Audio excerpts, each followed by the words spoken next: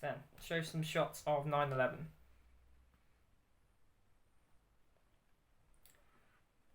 9/11.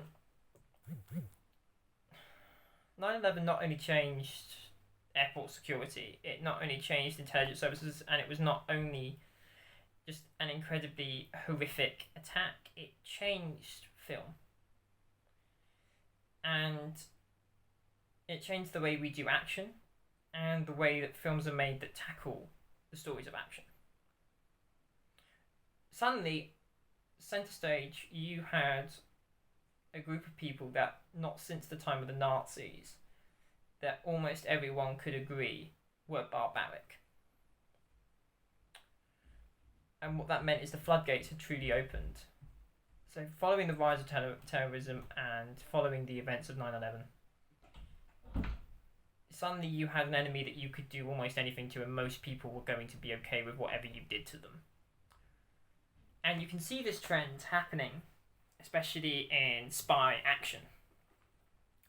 So in old Bond movies, the villains were always the Russians.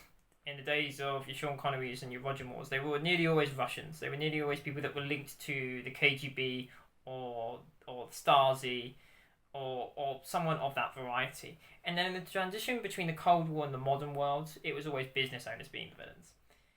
And then suddenly, when 9/11 happened and you had Daniel Craig being hired to be Bond, the villain became all too relatable, which was terrorism. Especially in the case of Casino Royale, it was aimed at terrorist financiers.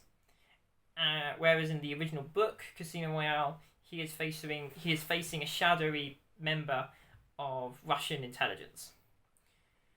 And suddenly, this case of the money behind the power and how terrorism actually exists, where it's with money, became center stage. And films like Bourne trilogy kind of took this in a different direction, where suddenly